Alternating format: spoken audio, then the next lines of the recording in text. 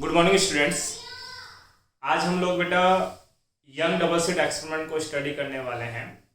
इससे जो previous lecture मेरा था उसके अंदर मैंने आपको इंटरफेरेंस क्या होता है वो समझाया था, और वहाँ हमने जाना था कि इंटरफेरेंस का मतलब है कि जब दो कोहेरेंट सोर्स वाली लाइट एक दूसरे पे सुपरपोज होती है तो वहाँ पर लाइट का एक फिनोमेना देखने को मिलता है कि अगर फिनोमेना ऐसा हो कि पहली वेव का क्रस्ट दूसरे के क्रस्ट पे फॉल करे और पहली वेव का ट्रफ दूसरे के ट्रफ पे फॉल करे, तो जो रिजल्टेंट वेव होगी उसका एम्पलीट्यूड बढ़ जाएगा। मतलब इन दोनों वेव से मिलकर ये वेव बनी है, तो ये मेरी रिजल्टेंट वेव है। तो इसका एम्पलीट्यूड क्या हो चुका है बेटा? इंक्रीज हो चुका है और इसकी इंटेंसिटी भी बढ़ चुकी होगी। और अगर कई बार ऐसा हो कि पहले वेव के क्रस्ट पे दूसरे का ट्रफ फॉल करता हो या पहले के ट्रफ पे दूसरे का क्रस्ट फॉल करता हो, तो ये दोनों एक दूसरे को कैंसिल आउट करेंगे और रिजल्टेंट वेव का एम्पलीट्यूड जीरो हो जाएगा। जीरो होने की कंडीशन ये है कि दोनों का अमाउंट सेम होना चाहिए, उस कंडीशन पे जीरो ऑब्टेन होगी या मिनिमम एम्पलीट्यूड की लाइट ऑब्टेन होगी। इसको हमने बोला था बेटा क्या? Destructive interference. ये हमने केवल थ्योरेटिकल बात की थी वहां पे। आज यंग डबल स्लिट नाम के एक साइंटिस्ट है जिन्होंने इसको प्रैक्टिकली प्रूव किया और फिर इसके ऊपर उन्होंने छोटा सा एक मैथमेटिकल एनालिसिस दिया। उस एनालिसिस को आज हम यहाँ प्रूव करने वाले हैं। सबसे पहले यंग डबल स्लिट का सेटअप क्या था उस सेटअप को एक्सप्लेन करेंगे और वो सेटअप क्या परफॉर्मेंस देता है, क्या आउटपुट देता है, उसको डिस्कस करने वाला हूँ। एक बार मैं देख लेता हूँ ऑटो फोकस हुआ है कि नहीं हुआ।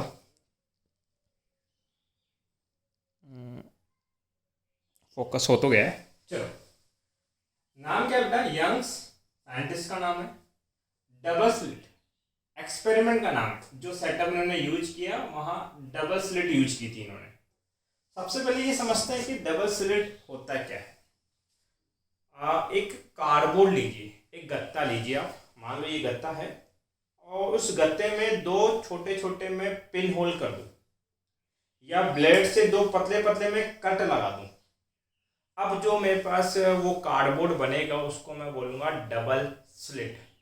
ठीक है, तो ये डबल स्लिट था।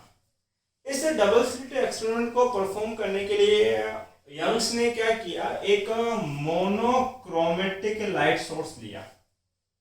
अब ये मोनोक्रोमेटिक क्या है? मोनो का मतलब होता है सिंगल कलर ऑफ लाइट। जब मैं सिंगल कलर की बात करता हूं तो मैं वाइट रे की बात कभी नहीं कर सकता, क्योंकि उसमें 7 रेज या 7 कलर ऑलरेडी इंक्लूड होते हैं।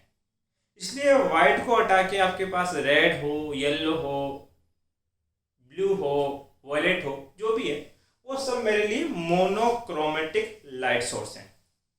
अब ये लाइट है, ये मैंने पॉइंट सोर्स कंसिडर किया है और इस चैप्टर के फर्स्ट लेक्चर में मैं डिस्कस कर चुका हूं कि अगर पॉइंट सोर्स होगा तो उसका जो वेव फ्रंट बनेगा वो कैसा बनेगा बेटा? स्फेरिकल। ठीक है, बट चूंकि मैं यहाँ पे 2D फिगर बना रहा हूं तो आपको स्फेयर बना के नहीं दिखा सकता, इसलिए मैं यहाँ सर्कल बनाऊंगा। और बेटर अंडरस्टैंडिंग के लिए आपको पता है वेव फ्रंट बनेगी तो वेव्स भी होगी, और वेव्स के दो पार्ट होते हैं। ऊपर वाले पार्ट को हम बोलते हैं क्रस्ट और नीचे वाले पार्ट को बोला जाता है बेटा क्या? ट्रफ। ठीक है, इतनी सी बात हम लोग जानते हैं आपके लिए। ध्यान दे बेटा, यहाँ पे क्रस्ट और ट्रफ को अलग तरीके से डिनोट किया गया है। जब मैं सर्कुलर वेव फ्रंट बनाऊंगा यहाँ पे, वैसे तो स्फेरिकल है लेकिन 2D में आपको सर्कल दिखेंगे ये। तो ये जो मैंने डार्क सर्कल बनाया है ये डिनोट करता है बेटा क्रस्ट को, और उसके बाद अगर मैं इस तरह से डॉटेड सर्कल वहां बनाऊं तो ये मेरे लिए डिनोट करने वाला है बेटा किस चीज को? ट्रफ को। आपके पास एक मिनट में डस्टर लाना भूल गया आई थिंक। हाँ बेटा, हम बात कर रहे थे कि ये मेरा क्या होगा? एक पॉइंट सोर्स, और इस पॉइंट सोर्स के ऊपर जो मैं डार्क सर्कल बनाऊंगा वो किसको रिप्रेजेंट करेगा बेटा? आपके पास क्रस्ट को, और इसके आगे जो आप डॉटेड सर्कल बनाओगे वो रिप्रेजेंट करेगा बेटा किसको, ट्रफ को आपके पास। तो यहाँ पर इस तरीके से हम लोग वेव फ्रंट के क्रस्ट और ट्रफ को रिप्रेजेंट करने वाले हैं आपके पास। ये मेरा क्या है बेटा, मोनोक्रोमेटिक पॉइंट सोर्स है। इस मोनोक्रोमेटिक पॉइंट सोर्स को मैंने क्या नाम दिया, एस। अब चूंकि ये एक पॉइंट सोर्स है इसीलिए इसके वेव फ्रंट कैसे होंगे, स्फेरिकल। तो उस वेव फ्रंट का एक क्या होगा बेटा, क्रस्ट, फिर क्या बनने वाला है, ट्रफ, फिर आगे क्या मिलेगा, क्रस्ट, फिर से क्या मिलेगा बेटा, ट्रफ, फिर क्या मिलेगा, क्रस्ट। देखो कोई भी अगर आप वेव बनाते हो तो वेव कुछ इस तरीके से चलेगी, crust trough crust trough crust trough. ये आपका मोनोक्रोमेटिक सोर्स का वेव बन गया। अब हमें क्या करना है बेटा, इस मोनोक्रोमेटिक पॉइंट सोर्स के दो कोहेरेंट सोर्स डिवाइड करने, मतलब इससे दो सोर्स बनाने। इससे ये दो सोर्स बनाने के लिए यंग्स ने क्या किया, एक डबल स्लिट ली। डबल स्लिट का मतलब मैं बता चुका हूँ पहले ही कि एक कार्डबोर्ड लिया इन्होंने, ये कार्डबोर्ड, और इस कार्डबोर्ड में दो क्या कर दिए बेटा, पिन होल। एक पिन होल तो यहाँ किया इन्होंने और एक पिन होल यहाँ किया इन्होंने। ये दोनों पिन होल यहाँ से आपको एक न्यू सोर्स की तरह बिहेव करेंगे। कैसे समझाता हूँ, जैसे मान लीजिए यहाँ पे आप एक बल्ब जला दो, ठीक है, और उस बल्ब के आगे एक गत्ता रख दो, कार्डबोर्ड रख दो, और उस कार्डबोर्ड में दो पिन होल कर दो, और आप इधर से आके उनको देखो तो आपको दिखाई पड़ेगा कि उन दो पिन होल से रोशनी या लाइट बाहर निकलती हुई दिखी। अगर आपको ये नहीं पता कि उसके पीछे बल्ब रखा है तो आपको ऐसा लगेगा कि वो जो दोनों पिन होल है वो कोई सोर्स है जहां से लाइट आ रही है आपके पास। तो सेम फिनोमेना यह होगा, S1 और S2 अपने आप में एक न्यू सोर्स की तरह क्या करेंगे, बिहेव करेंगे। बट S1 का भी सोर्स S है और S2 का भी कौन है, S है। मतलब S1 और S2 दोनों ही किससे मिलकर बने बेटा, S सोर्स से मिलकर बने। जब किन्हीं दो सोर्सेस का पेरेंट सोर्स एक ही होता है तो इन दोनों सोर्सेस की फ्रीक्वेंसी सेम होगी, ठीक है। इन दोनों सोर्सेस का एम्पलीट्यूड सेम होगा। क्लियर है आपके पास? जब फ्रीक्वेंसी सेम होगी, एम्पलीट्यूड सेम होगा, फेज सेम होगा, तब इन दोनों सोर्स S1 एंड S2 को क्या बोला जाएगा बेटा, कोहेरेंट सोर्सेस। और कोहेरेंट सोर्सेस क्या होते हैं इसकी डेफिनेशन में पहले बता चुका हूं, यही इनकी डेफिनेशन थी। अब ये दोनों भी अपने आप में किसकी तरह बिहेव करेंगे, एक पॉइंट सोर्स की तरह। जब एक पॉइंट सोर्स की तरह बिहेव करने वाले हैं तो इनके भी क्या बनेंगे, वेव फ्रंट। और आपको पता है कि पॉइंट सोर्स का वेव फ्रंट कैसा होता है, स्फेरिकल। इसका मतलब कि इसमें भी क्रस्ट ट्रफ कुछ इस तरीके से चलेंगे, और इनके वेव फ्रंट को भी हम ऐसे ही रिप्रेजेंट करेंगे। ये इसका क्रस्ट है, फिर इसका ट्रफ, उसके बाद क्रस्ट, फिर से बेटा क्या, ट्रफ, अगेन क्रस्ट, फिर क्या बेटा, ट्रफ, उसके बाद फिर से क्या, एक क्रस्ट। जैसे इसके बने ठीक उसी तरीके से S2 के भी क्रस्ट और ट्रफ बनने वाले हैं। तो ये इसका हो गया crust, trough, crust, trough, crust, trough, crust. Clear है इतनी सी बेटा? अब क्या किया यंग्स ने, इस फिनोमिना का रिजल्ट क्या आया, उस रिजल्ट को ऑब्टेन करने के लिए यहाँ पर एक स्क्रीन लगा दी, मतलब कोई पर्दा इन्होंने लगा दिया आपके पास। मैं कुछ फिनोमिना आपको यहाँ से समझाना चाहता हूँ। जैसे कि बात करूँ, ये इसका मिड पॉइंट है, मिड पॉइंट के ऊपर इस पॉइंट पे इंटरसेक्शन की बात करूँ तो देखो पहले सोर्स की डॉटेड लाइन यहां पहुंच रही है, तो दूसरे सोर्स की भी डॉटेड लाइन ही पहुंच रही है यहाँ पे। इसका मतलब ये एक ऐसा पॉइंट है जब दोनों वेव का ट्रफ इंटरसेक्ट कर रहा है। उसके जस्ट सामने जाओ, यहां पर पहले सोर्स का डार्क सर्कल आया, दूसरे का भी डार्क। आपको पता है डार्क किसको रिप्रेजेंट करते हैं? ट्रफ को। मतलब इस पॉइंट पे दोनों सोर्सेस के ट्रफ इंटरसेक्ट कर रहे हैं। फिर अगेन दोनों की डॉटेड है, दोनों का क्रस्ट है, फिर दोनों का ट्रफ है। यहां देखिए, जब पहले के क्रस्ट पे दूसरे का क्रस्ट आ जाए या पहले के ट्रफ पे दूसरे का ट्रफ फॉल करे, तो रिजल्टेंट वेव का एम्पलीट्यूड और इंटेंसिटी बढ़ जाती है। उसको हम बोलते हैं बेटा कंस्ट्रक्टिव इंटरफेरेंस, और उसकी वजह से हमें ब्राइट फ्रिंज ऑब्टेन होती है। तो सेंटर के ऊपर हमेशा आपको ब्राइट ही मिलने वाला है। ये ब्राइट है सेंटर पे। कौन है बेटा? ये सेंट्रल ब्राइट। ये सेंट्रल ब्राइट। इससे जस्ट नीचे आओ, देखो इस पॉइंट के ऊपर पहले की डॉटेड लाइन है। इसका मतलब पहले सोर्स का क्या है वहां? ट्रफ। और दूसरे का डार्क लाइन है, मतलब कि वहां पे दूसरे का क्या है? क्रस्ट।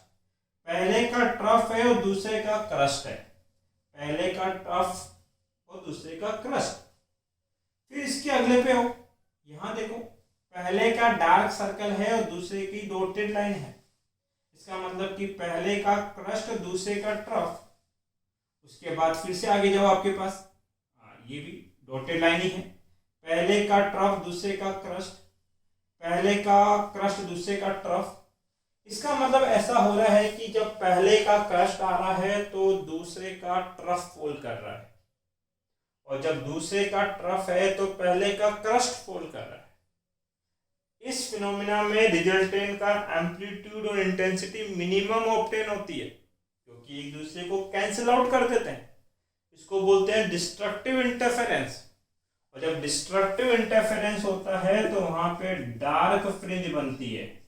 क्या बनती है बेटा? डार्क। इसका मतलब कि इसके बिलो एक पैटर्न मिलेगा जहां आपको डार्क फ्रिंज ऑब्टेन होगी। डार्क का मतलब कुछ इस तरीके से, ये डार्क हो गया। इसके जस्ट ऊपर जाओ, देखो इस पॉइंट की बात करते हैं। पहले का डार्क सर्कल है, दूसरे की डॉटेड लाइन है। इसका मतलब कि पहले का क्रस्ट, दूसरे का ट्रफ। फिर पहले का ट्रफ, दूसरे का क्रस्ट। फिर आपके पास पहले का क्रस्ट, दूसरे का ट्रफ, फिर पहले का ट्रफ, दूसरे का क्रस्ट। इसका मतलब इस सब पॉइंट को मिलाओगे तो फिर से आपको डिस्ट्रक्टिव इंटरफेरेंस देखने को मिलेगा। और डिस्ट्रक्टिव इंटरफेरेंस के अंदर डार्क फ्रिंजेस आती है। ये डार्क फ्रिंजेस है। इससे जस्ट ऊपर जाओ, दोनों के क्या है बेटा? क्रस्ट, दोनों के ट्रफ, दोनों के क्रस्ट। इसका मतलब कि जब क्रस्ट आ रहा है तो दूसरे का भी क्रस्ट है, ट्रफ आ रहा है तो दूसरे का भी ट्रफ आ रहा है। मतलब कौन सा इंटरफेरेंस होगा? कंस्ट्रक्टिव। और कंस्ट्रक्टिव इंटरफेरेंस में कैसी फ्रिंज ऑब्टेन होती है? ब्राइट। ये ब्राइट हो गया। फिर इसके जस्ट नीचे आओ, दोनों के क्रस्ट, दोनों के ट्रफ, दोनों के क्रस्ट। इसका मतलब फिर से क्या होगा? कंस्ट्रक्टिव। और कंस्ट्रक्टिव होगा तो क्या बनेगा बेटा? ब्राइट। इसका मतलब कि स्क्रीन पर एक पैटर्न आपको दिखने का मिलेगा, और ये पैटर्न अल्टरनेटिव होगा। सेंटर पे ब्राइट, उसके ऊपर डार्क, फिर ब्राइट, फिर डार्क, फिर ब्राइट, फिर डार्क। ऐसे ही नीचे भी सेंटर पे ब्राइट, सेंटर के नीचे डार्क, फिर ब्राइट, फिर डार्क, फिर ब्राइट। ये जो पैटर्न ऑब्टेन हुआ दैट इज कॉल्ड इंटरफेरेंस, और ये यंग डबल-स्लिट के एक्सपेरिमेंट के थ्रू ऑब्टेन हुआ। और इस एक्सपेरिमेंट का एक रिजल्ट हमें मिला जो कि हमें मैथमेटिकली प्रूफ करना है। क्या प्रूफ करना है?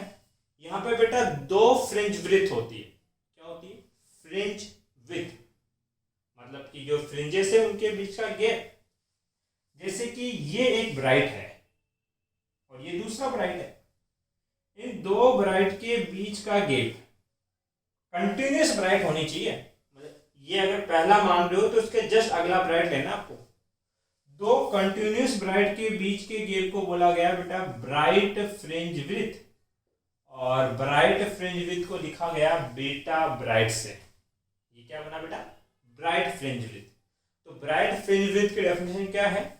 The width of two continuous bright fringes, दो कंटिन्यूस ब्राइट फ्रिंजेस के बीच का विड्थ क्या बोला जाता है? Bright fringe width. ठीक है, ऐसे ही एक था बेटा डार्क फ्रिंज विड्थ।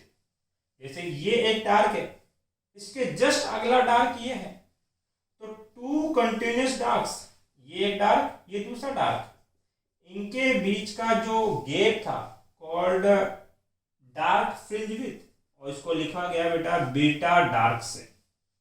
ये क्या बना बेटा? Dark fringe width.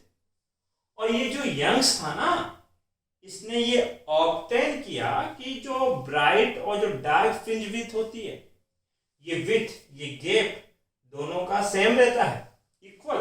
इसका मतलब कि एक्सपेरिमेंटली ऑब्टेन हुआ कि beta bright are equal to beta dark.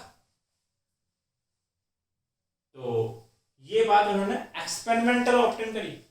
हमें यहाँ पे इसको मैथमेटिकली प्रूव करना है कि सच में जो बीटा ब्राइट की फ्रिंज विड्थ है वो बीटा डार्क के फ्रिंज विड्थ के क्या है बेटा? इक्वल है। तो ये तो एक्सपेरिमेंटल सेटअप है।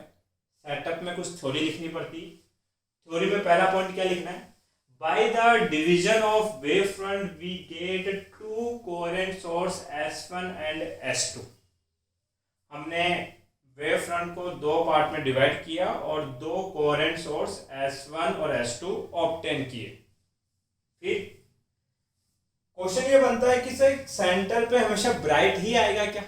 क्या सेंटर पे कभी डार्क आ सकता है? आंसर मिलेगा नो, नेवर। क्यों? क्योंकि एक बात समझो कि सेंटर पे इंटरफेरेंस तब होगा जब कितनी लाइट फॉल करेगी? दो। S1 से एक लाइट यहां जानी चाहिए, ऐसे S1 से, और एक लाइट किससे जानी चाहिए सर? S2 से। ये जो दोनों लाइट सेंटर पे पहुंचेगी, इन दोनों की लेंथ सेम होगी।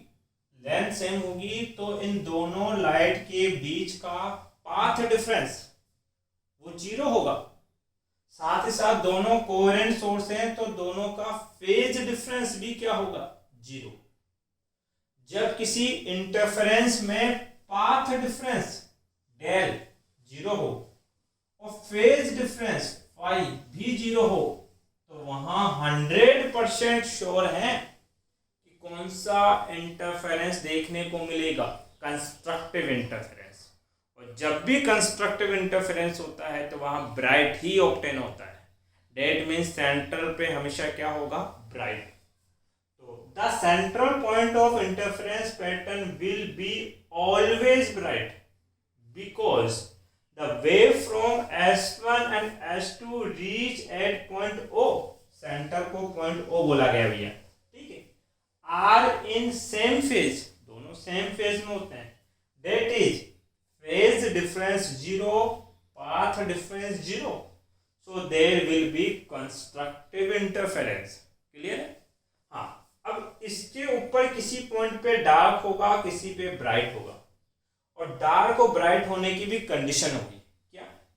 थर्ड पॉइंट यही है, अगर इस सेंटर के ऊपर किसी पॉइंट पे ऐसा हो रहा हो कि पहले के क्रस्ट पे दूसरे का क्रस्ट फॉल करता हो और पहले के ट्रफ पे दूसरे का ट्रफ फॉल करता हो, तो रिजल्टेंट वेव का एम्पलीट्यूड और इंटेंसिटी मैक्सिमाइज हो जाएगी, जिसकी वजह से वहां पर कंस्ट्रक्टिव इंटरफेरेंस होगा और वहां पे ब्राइट फ्रिंजेस ऑब्टेन होगी। डार्क फ्रिंजेस ऑब्टेन होने की कंडीशन क्या होगी? कि ऐसा हो कि पहले वेव के क्रस्ट पे दूसरे का ट्रफ फॉल करता हो और पहले के ट्रफ पे दूसरे का क्रस्ट फॉल करता हो, तो रिजल्टेंट वेव का एम्पलीट्यूड एंड इंटेंसिटी मिनिमम होगा, जिसकी वजह से डिस्ट्रक्टिव इंटरफेरेंस देखने को मिलेगा और वहां पे डार्क फ्रिंजेस ऑब्टेन होगी। और ये जो ब्राइट और डार्क हैं ये अल्टरनेटिव आएंगे आपके पास, हमारे पास। ये इनका एक्सपेरिमेंट था। एक बार यहां तक आप कॉपी करें। इसका अब हम करेंगे बेटा मैथमेटिकल एनालिसिस।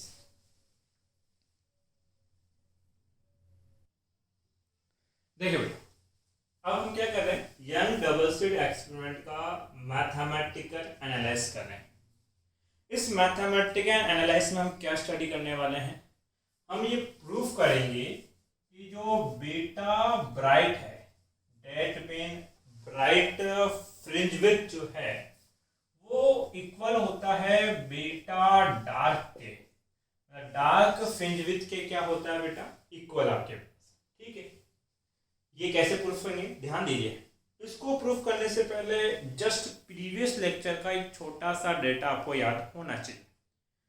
याद नहीं हो तो दोबारा जाके देखना आप लोग, आपको वहां देखने को मिलेगा कि जब हम कंस्ट्रक्टिव इंटरफेरेंस पढ़ रहे थे, कौन सा बेटा, कंस्ट्रक्टिव, तो जो पाथ डिफरेंस था लास्ट वाली वेव का, किसी भी एन नंबर की वेव का, वो पाथ डिफरेंस कितना आता है बेटा वहां पे, एन लैम्डा। कंस्ट्रक्टिव का मतलब कौन सी फ्रिंजेस होगी बेटा वहां पे, ब्राइट फ्रिंजेस ऑब्टेन होगी।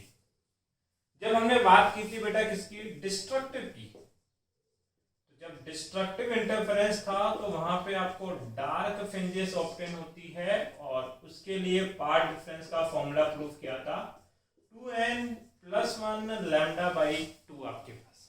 ठीक है, देखो अभी जो मैंने यहाँ पे इसका वेव डायग्राम बनाया था, अब उसको मैं लीनियर डायग्राम में कन्वर्ट कर रहा हूँ ताकि हम उसका मैथमेटिकल एनालिसिस कर पाए। सबसे पहले हमने क्या लिया था बेटा, एक मोनोक्रोमेटिक पॉइंट सोर्स, यही था। उस मोनोक्रोमेटिक पॉइंट सोर्स के आगे आपने क्या किया था बेटा, एक डबल स्लिट रखी थी, ये डबल स्लिट। इस डबल स्लिट का ये पॉइंट बना था सोर्स ऑफ S1 और ये था सोर्स ऑफ S2।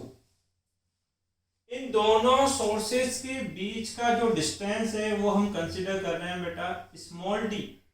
और ध्यान देना ये डिस्टेंस बहुत बड़ा नहीं होता है, कुछ मिलीमीटर में होता है, 2 मिलीमीटर, 3 मिलीमीटर, 4 मिलीमीटर, इतना कम डिस्टेंस होता है। अभी चूंकि हम लोग इसका डायग्राम बना रहे हैं इसलिए मैंने इतना बड़ा गैप लिया है, बाकी इतना नहीं होता ये। इसका सेंटर कंसीडर कर लेते हैं बेटा आपके पास कितना, o डैश, ये o डैश हो गया। फिर हमने क्या किया था कि इससे कुछ डिस्टेंस पे आपने रखी थी एक स्क्रीन, ये मेरा स्क्रीन हो गया m, और m डैश स्क्रीन का ये सेंटर पॉइंट क्या माना था मैंने, O। और स्क्रीन के सेंटर पे आपको हमेशा क्या ऑब्टेन होता है बेटा, ब्राइट, ऑलवेज। ठीक है, ये था। हमने एक डेटा दे दिया कि स्लिट, ये स्लिट है मेरा और ये मेरी स्क्रीन है। स्लिट और स्क्रीन के बीच का गैप कंसीडर कर लेते हैं बेटा कैपिटल डी। कितना है बेटा, कैपिटल डी। आपको ये तो पता है कि सेंटर पे ब्राइट होगा, लेकिन इसके ऊपर अल्टरनेटिव आपको डार्क और ब्राइट फ्रिंज ऑब्टेन होने वाले हैं। अब यहां पर अगर मैं बात करूं तो कोई एक जनरल पॉइंट कंसीडर कर लेते हैं, डेट इज P। अब इस P पॉइंट पे कुछ भी हो सकता है, ये P पॉइंट पे डार्क फ्रिंज भी आ सकती है और P पे ब्राइट भी आ सकता है, डिपेंड्स ऑन कि कैसा इंटरफेरेंस देखने को मिलता है।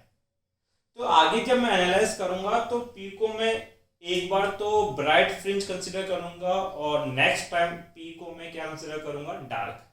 बस एनालाइज के लिए आपके पास हमने बोला कि P पॉइंट कुछ भी हो सकता है और इस P का सेंटर से डिस्टेंस बता दिया गया कितना है, x। ये x डिस्टेंस ऊपर है। P पॉइंट पे इंटरफेरेंस तब देखने को मिलेगा जब S1 से एक लाइट पहुंचेगी और S2 से एक लाइट पहुंचेगी। यहाँ भाई एक पॉइंट पे जब दो लाइट इंसिडेंट होगी तभी तो वो एक दूसरे पे सुपरपोज हो पाएगी, तब जाके वहां पे आपको इंटरफेरेंस देखने को मिलने वाला है। ऐसा करते हैं कि सेंट्रल से इस P का डिस्टेंस भी बता देते हैं और सेंटर से जो लाइन निकली है ये इस पे कितना एंगल फॉर्म करती है बेटा, थीटा। ये मेरा थीटा है, ये मैंने क्या किया, जो आपका पीछे वेव डायग्राम था उसको एक लीनियर डायग्राम में कन्वर्ट कर दिया। अब यहाँ पर कुछ बातें आपको याद रखनी है, समझे बेटा। यहाँ जैसे आपको ये तो पता ही है सबको कि अगर मैं एक सर्कल बनाऊं इस तरीके से, और अगर उनकी रेडियस की बात करूं तो सर्कल का हर रेडियस इक्वल होता है। इसका मतलब कि जितनी लेंथ ये होगी उतना ही ये होगा। तो हमने बोला कि ये तो बात सही है। तो अगर आप किसी पॉइंट पे कंपास घुमाते हो ऐसे, तो जो आर्क कट करोगे उसके ये दोनों डिस्टेंस क्या होंगे, सेम। आपको करना क्या है कि S1 से P और S2 से P जो रे ट्रेवल कर रही है इनके बीच का पाथ डिफरेंस निकालना है। ये तो देखने से पता लग रहा है कि S1P छोटा है और S2P बड़ा है। इसका मतलब कि इन दोनों की लेंथ में कुछ डिफरेंस है। That difference is called path difference. लेकिन वो डिफरेंस एक्यूरेटली है कितना, वो कैसे निकालूं मैं? इसके लिए क्या करो, इस मेथड को यूज करो। कंपास लो, कंपास की नोक को रखो P तक, और जहां पेन लगाते हो उसको S1 तक ओपन करो, और ओपन करने के बाद ऐसे एक आर्क कट कर लो। ये आर्क काटा मैंने, मान लेते हैं कि ये आर्क यहां कट करता है। जहां ये आर्क कट करता है वहां पे एक परपेंडिकुलर ड्रॉ कर दो। ये परपेंडिकुलर हो गया, ठीक है बेटा। तो ये इस लाइन पे भी परपेंडिकुलर है और ये इस पे भी परपेंडिकुलर है। जब ये यहां कट करेगा तो इस पॉइंट को नाम दे देना बेटा आपके पास M। स्क्रीन को कुछ और नाम दे दो, वरना नोट्स में कुछ अलग मिलेगा आपको। N डैश कर लो। ये पॉइंट क्या नाम दे दिया बेटा हमने, M। अब ध्यान दे, क्योंकि हमने आर्क कट किया है इसलिए S1P और MP सेम होंगे, क्योंकि दोनों लेंथ क्या होती है बेटा, इक्वल। तो इसका मतलब कि S2 से P तक जो लाइट ट्रेवल कर रही है वो इतना एक्स्ट्रा चलती है, और ये जो एक्स्ट्रा चलती है इसी को क्या बोला गया, पाथ डिफरेंस, जिसको हम लोग डेल से रिप्रेजेंट करते हैं। तो यहां पर जो पाथ डिफरेंस आप लोगों को ऑब्टेन हो रहा है, जिसको आप डेल से रिप्रेजेंट कर रहे हो, वो कितना है, S2M है। इसका नाम S2M है।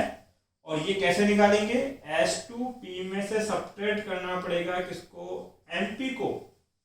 इस S2P में से अगर MP को निकाल दूं तो ये लेंथ बच जाएगी, बट MP को क्या लिखा जा सकता है, S1P। पाथ डिफरेंस हो जाएगा S2M equal to S2P minus of S1P। Clear है इतनी सी बात? यहां ध्यान दीजिए, आपके पास ये एंगल कितना है बेटा, थीटा। अगर ये थीटा है तो ये भी थीटा ही होगा, ये कंफर्म है। कैसे होगा समझाते हैं, थोड़ा जूम कर लो इस चीज को। देखो ये ऐसे बन रहा है, ये स्ट्रेट लाइन, ठीक है। फिर मिड से एक लाइन निकाली गई है, ये मिड वाली लाइन। फिर एक dash dash dash dash dash dash बनाया गया है। ये एंगल मान लो 30 डिग्री है, थीटा नहीं है, कितना है, 30 है। उसके बाद क्या किया गया, यहां से एक परपेंडिकुलर डाला गया है। ये देखो, ये लाइन जो आपने डाली है ये नीचे वाली लाइन के साथ और इन दोनों के साथ क्या है, परपेंडिकुलर। ये इसके साथ भी 90 बनाता है और इसके साथ भी कितना बनाता है, 90। परपेंडिकुलर डाला है ना आपने। अब ये बताएं, ये टोटल एंगल तो 90 होता है सर, इसमें से ये 30 है, तो रिमेनिंग कितना होगा, 60। अब ये ट्राइंगल दिखाई पड़ रहा है आपको, इस ट्राइंगल में तीनों एंगल का सम कितना होना चाहिए, 180। ये 60 है, ये 90 है, तो रिमेनिंग कितना हो जाएगा, 30। देखो 60 और 30, 90 और 90 और 90, 180। तो इसलिए बोला कि अगर ये वाला 30 है तो ये भी 30 होगा। डेट मीन अगर ये थीटा है तो ये भी कितना होगा, थीटा ही होगा आपके पास। इतनी सी बात क्लियर है बेटा? ध्यान दो, यहां से क्या ऑप्शन करना है आपको, दो ट्राइंगल, मुझे एक ट्राइंगल दिखाई पड़ रहा है, triangle S1 S2M, S1 S2M दिख रहा है।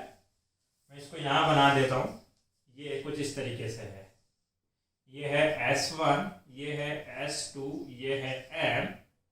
ये कितना है आपके पास? S1 S2M, ये तो नहीं पता मुझे, लेकिन ये पता है ये एंगल कितना है, थीटा। ये थीटा है।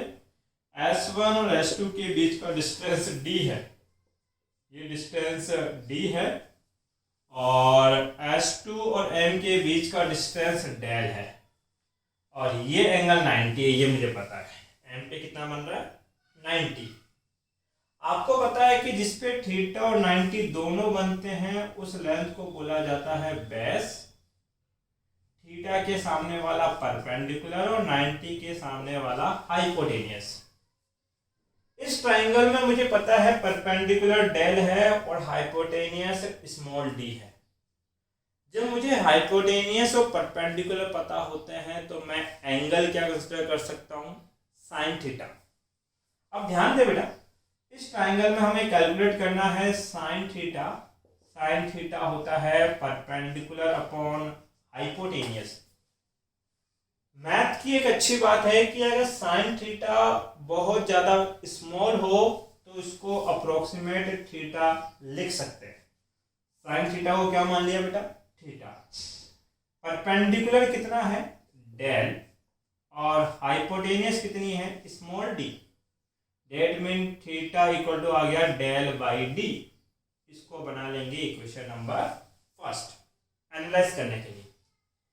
सेकेंड प्रोसेस क्या करना है, एक ट्राइंगल कंसिडर करना है, ओ डैश ओ पी, कुछ ऐसा बन रहा है triangle O dash O P, इस तरीके से। ये तो ओ डैश है, ये ओ है और ये पी है। ओ डैश से पी तक का डिस्टेंस क्या है, कैपिटल डी। ये एंगल कितना है, थीटा, और ओ से पी तक की डिस्टेंस कितनी है, एक्स। इसका मतलब इस बार मुझे बेस पता है और मुझे परपेंडिकुलर पता है। जब आपको बेस और परपेंडिकुलर पता हो तो वहां एंगल कंसिडर किया जाता है टेन थीटा, क्योंकि टेन थीटा क्या होता है बेटा, P by B, perpendicular upon base. जैसे साइन में प्रॉपर्टी अप्लाई करी थी, सेम प्रॉपर्टी टेन के साथ लगाएंगे। If tan theta is very small, then it is considered as a theta. tan theta को क्या मान लिया, थीटा।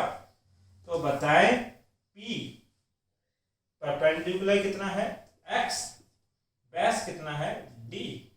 इसको बना लेंगे इक्वेशन नंबर सेकंड। अब क्या करना है बेटा आपको, ये जो इक्वेशन नंबर सेकंड है और इक्वेशन नंबर फर्स्ट है, दोनों को कंपेयर करेंगे। Compare first equal to second, क्योंकि जब दोनों के LHS इक्वल है, दोनों के LHS में ईयरफोन कहाँ गए, है, दोनों के LHS में थीटा है, तो दोनों के LHS जब इक्वल है तो RHS भी क्या होंगे, इक्वल। डेट मीन मैं लिख सकता हूं कि x by D, sorry capital D, by mistake लिखा गया, इक्वल टू होगा del by D, del by small D. Clear?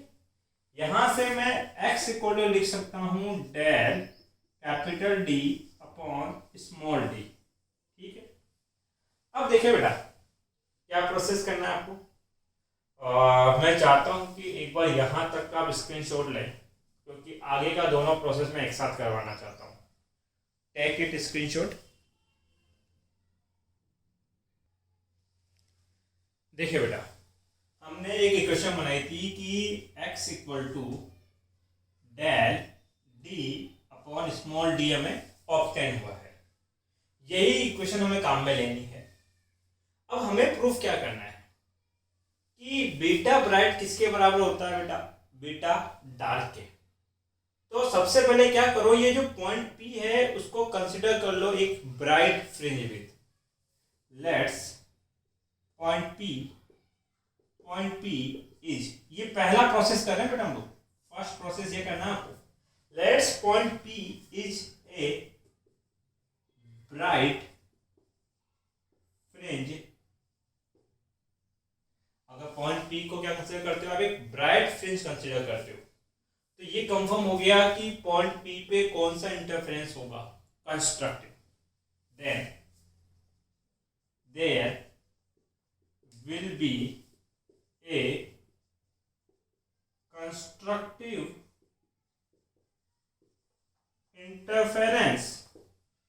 जब वहां पर आपको एक कंस्ट्रक्टिव इंटरफेरेंस देखने को मिलेगा तो ये कंफर्म है कि जो पाथ डिफरेंस है, अगर if it is nth bright, condition भी एक कि ये जो P पॉइंट है ये कौन से नंबर का ब्राइट है, nवे नंबर का ब्राइट है। भाई किसी भी नंबर का हो सकता है, तो हम तो एक फॉर्मूला ड्राइव करना चाहते हैं तो किसी भी नंबर के लिए लागू हो, इसलिए मैं इसको क्या कंसिडर कर रहा हूँ, nवे नंबर का ब्राइट कंसिडर कर रहा हूँ। तो अगर ये nवे नंबर का ब्राइट है तो हम लिख सकते हैं कि पाथ डिफरेंस कितना होगा, n लैम्डा, पाथ डिफरेंस रहा होगा n लैम्डा। यहां तक आ रहा है क्या स्क्रीन में? चलो आ रहा है, बच गए। ध्यान दे, अगर ये n लैम्डा है तो ये जो डिस्टेंस होगी, जैसे मैं बात करना चाहता हूं कि सेंटर ब्राइट है, ये कौन है, यहां लिख लेते हैं सेंट्रल ब्राइट, ये वाला पॉइंट है O। इसके ऊपर आपने एक पॉइंट P कंसिडर किया है, जहां पर जो ब्राइट है वो कौन सा ब्राइट है, nth ब्राइट है। तो उस कंडीशन पे P और O के बीच का जो डिस्टेंस होगा वो डिस्टेंस कितना लिखा जाएगा, xn। क्या लिखा जाएगा बेटा, xn। तो हम ये डिस्टेंस ही लिखना चाहते हैं। x का फॉर्मूला मुझे पता है, x क्या होता है, del d by small d, और अगर ये n1 नंबर है तो डेल को क्या लिख सकते हैं, n लैम्डा। देन आपके पास इसको लिखा जाएगा बेटा xn, ये किसके लिए लिखा मैंने, nth के लिए। xn इक्वल टू डेल की जगह क्या लिखना पड़ेगा, n lambda, n lambda, sorry lambda नहीं है, लैम्डा क्यों आ रहा है, n क्या, अरे सही आएगा भाई, मेरा दिमाग कहाँ गया आज। डेल इक्वल टू क्या लिखना है, n लैम्डा, डेल की जगह लिख दिया मैंने n लैम्डा। फिर फॉर्मूला में कौन है, capital D upon small d, capital D upon small d, ये xn का है, ठीक है। उसके बाद अगर मानो बच्चों में आपसे पूछूं कि ये 25वें नंबर का ब्राइट है, तो इससे जस्ट पहले वाले ब्राइट का नंबर क्या होगा, 24वां नंबर। अगर ये nवे नंबर का ब्राइट है तो इसके जस्ट नीचे जो ब्राइट लाइन होगी वो कौन से नंबर की होगी, n-1 नंबर की होगी।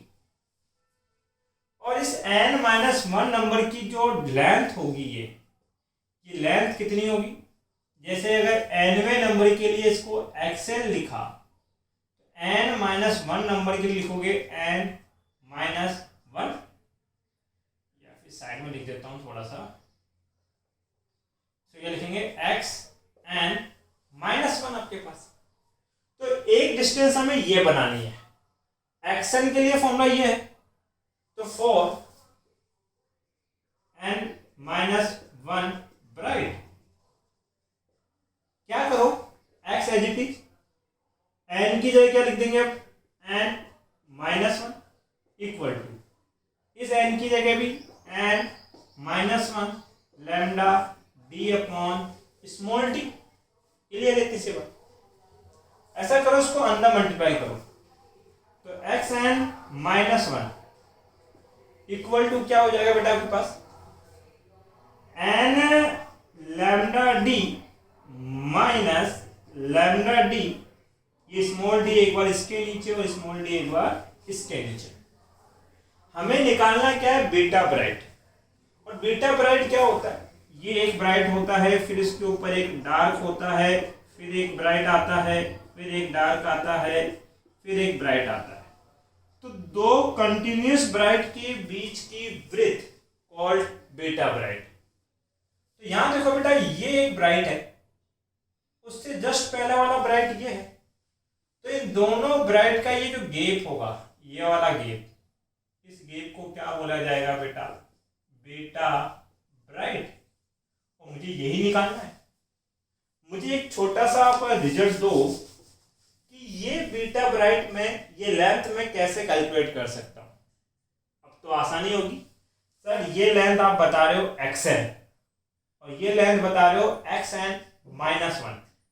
ऐसा करो, xn में से xn-1 को सब्ट्रैक्ट कर दो तो आपको बीटा ब्राइट मिल जाएगा। तो मेरे लिए बीटा ब्राइट कितना होगा? बीटा ब्राइट इक्वल टू क्या होगा?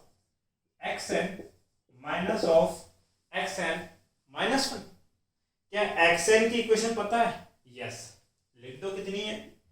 n lambda d upon small d minus of xn-1 आपको पता है क्या? यस, कितना है? n lambda d by small d, n lambda d by small d minus of lambda d by small d, lambda d by small d। अंदर multiply करो, n lambda d by small d minus, इसको minus दिया, n lambda d by d minus minus plus lambda d by d। ये तो cut गए। That mean beta bright कितना आया? वो आया बेटा आपके पास लैम्डा d बाई d।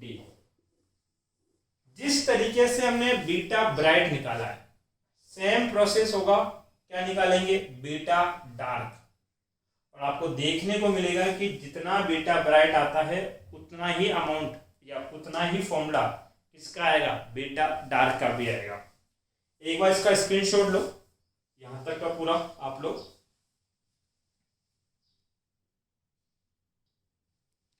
देखो बेटा, अब हम करेंगे सेकंड प्रोसेस। सेकंड प्रोसेस में क्या करना है आपको? पहले क्या माना था? पी को ब्राइट, अब डार्क के लिए कैलकुलेट करना है। तो इस पी पॉइंट को क्या कंसिडर कर लेंगे बेटा? Dark fringe. पी पॉइंट कैसा है सर? डार्क है। अगर पी पॉइंट डार्क है तो वहां पर कौन सा इंटरफेरेंस देखने को मिलेगा? डिस्ट्रक्टिव इंटरफेरेंस आपको। और अगर डिस्ट्रक्टिव इंटरफेरेंस का nth डार्क हो वहां पे, कौन से नंबर का डार्क? nth नंबर का डार्क है। तो डार्क इंटरफेरेंस तब आता है जब डिस्ट्रक्टिव हो, और डिस्ट्रक्टिव में पाथ डिफरेंस कितना होता है? nवें नंबर के लिए 2n+1 लैम्डा बाई 2। तो यहां लिखना पड़ेगा 2n+1 लैम्डा बाई 2। ये बीटा ब्राइट का फॉर्मूला आया था, साइड में लिख लो, काम में आएगा आगे। बीटा ब्राइट कितना आया? Lambda capital D by small d। ठीक है, अब सारी बातें हम लोग डार्क के लिए प्रूफ करेंगे। तो कंसीडर क्या करना है कि सेंटर पे तो हमेशा ब्राइट आएगा। पॉइंट हो गया O, इसको बोल दिया सेंट्रल ब्राइट। ये सेंट्रल ब्राइट है। अब बोल क्या रहे हैं कि P डार्क है, तो इससे कुछ डिस्टेंस ऊपर एक डार्क फ्रिंज आपको ऑब्टेन होती है। और ये जो पॉइंट P है, इस पे ये जो डार्क बन रहा है, ये कौन से नंबर का डार्क माना आपने? nth का, मतलब कि nth नंबर का डार्क है ये। अगर ये nth नंबर का डार्क है तो ये डिस्टेंस कितनी होगी? सर ये होगी xn। तो nth नंबर के डार्क के लिए x का फॉर्मूला क्या होता है वो बनाना है। तो वो कैसे बनाएंगे? x की जगह रखेंगे xn डेल। अगर डार्क है तो nth नंबर के लिए डेल का फॉर्मूला क्या रखेंगे? इस डेल की जगह रखना है आपको कितना बेटा? 2n+1 lambda by 2 capital D upon small d, capital D upon small d। यहां ऐसा करो, इसको अंदर मल्टीप्लाई कर दो, तो एक्स एन, या रहने दो अभी, ये कुछ इक्वेशन बन गई आपकी। अब एक चीज बताओ मुझे, अगर ये nth नंबर का डार्क है तो इससे जस्ट पहले वाले डार्क का नंबर क्या होगा? सर ऑब्वियसली बात है, इससे जस्ट पहले जो डार्क आएगा उसका नंबर होगा n-1। भाई अगर ये 25वें या 30वें नंबर का डार्क है तो इससे पहले वाला 29 नंबर का डार्क होगा, और इससे पहले वाले डार्क का जो सेंटर से डिस्टेंस होगा वो कितना होगा? वो होगा xn-1। कितना होगा? xn-1। तो फॉर n-1 डार्क, जैसे आपने n के लिए फॉर्मूला लिखा वैसे ही इस x का फॉर्मूला लिखना है n-1 के लिए। बड़ा आसान है लिखना। कैसे लिखोगे? n की जगह लिख दो n-1 इक्वल टू, फिर 2, n की जगह लिख दो n-1, फिर +1 as it is lambda D upon 2d। Simplify करो, xn-1 2n-2 +1 lambda D by 2d। -2 +1 क्या हो जाएगा बेटा? -1 हो जाएगा। xn-1 ये हो जाएगा 2n-1 lambda D upon 2d। Clear है इतनी सी बात? मुझे कैलकुलेट क्या करना है? पहले मैंने निकाला था बीटा ब्राइट, अब क्या निकालूंगा बेटा मैं? Beta dark. अब बीटा डार्क था क्या? दो कंटिन्यूअस डार्क के बीच का वृत्त इज कॉल्ड डार्क फ्रिंज वृत्त। अगर ये 29वें नंबर की डार्क है और ये 30वें की है तो इनके बीच का ये जो गैप होगा, that gap is called beta dark. मुझे ये गैप कैलकुलेट करना है, तो ये लेंथ कैसे निकाली जाएगी? ये टोटल है xn और ये है xn-1, इसमें से इसको सब्ट्रैक्ट करना है, तब आपके पास क्या मिलेगा? आपको बीटा डार्क। तो हमने क्या बोला? 4 बीटा डार्क कैसे मिलेगा? जब xn में से xn-1 को सब्ट्रैक्ट किया जाएगा। Beta dark as it is, xn की वैल्यू कितनी है? सर xn तो ये रहा, लिखो 2n+1 lambda D by 2d, फिर माइनस ब्रैकेट। xn-1 की वैल्यू कितनी है सर आपके पास? 2n-1 lambda D by 2d। यही चल रहा है। ये चीज बताओ, इस टर्म में और इस टर्म में कुछ कॉमन है क्या? हाँ sir, lambda D by 2d, lambda D by 2d दोनों में कॉमन है। तो अब बीटा डार्क क्या रह जाएगा? Lambda D by 2d common ले लो। बताओ यहाँ क्या बचा? 2n+1, फिर साइन के साथ माइनस का, अंदर क्या बचा? 2n-1। ठीक है, सिंप्लीफाई करो, लैम्डा डी बाई 2d ये कितना हो जाएगा? 2n+1 -2n -+1। कुछ कैंसिल हो रहा है क्या? 2n से 2n गया, 1 और 1 कितना हो जाएगा बेटा? 2 lambda D by 2d multiply by 2 से 2 कैंसिल आउट, तो बताया बेटा बीटा डार्क कितना हो जाएगा आपके पास? Lambda D upon small D. कुछ देखने को मिला? बीटा ब्राइट भी क्या था? Lambda D by small D, और बीटा डार्क भी क्या है? Lambda D by small D. इसका मतलब दोनों के फ्रिंज विड्थ क्या होते हैं बेटा? इक्वल। यही हमें मैथमेटिकली क्या करना था? प्रूफ करना था। डेट मीन मैं एक बार इसको रफ कर देता हूँ और कुछ रिजल्ट आपको दे देता हूँ।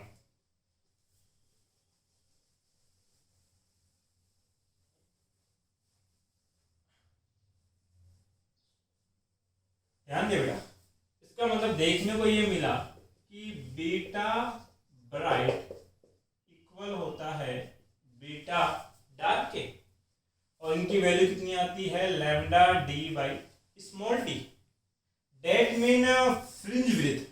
अब अब चाहे से वो डार्क फ्रिंज विथ हो चाहे से ब्राइट फ्रिंज विथ हो, वो डिपेंड करती है लैम्डा d/d पर। ठीक है, मतलब फ्रिंज विथ जो होगा वो वेवलेंथ के डायरेक्टली प्रोपोर्शनल होगा। फ्रिंज विथ जो होगा वो उनके स्लिट और स्क्रीन के बीच का जो गैप था उसके डायरेक्टली प्रोपोर्शनल होगा। और फ्रिंज विथ जो होगा वो दोनों स्लिट S1 और S2 के बीच का जो गैप था उसके क्या होगा, इनवर्सली प्रोपोर्शनल। तो ये तो था बेटा आपका यंग डबल स्लिट। उसके बाद आपके पास बच जाता है बेटा एनर्जी डिस्ट्रीब्यूशन और इंटरफेरेंस वाला टॉपिक खत्म हो जाता है। फिर हम पढ़ेंगे बेटा आपके पास क्या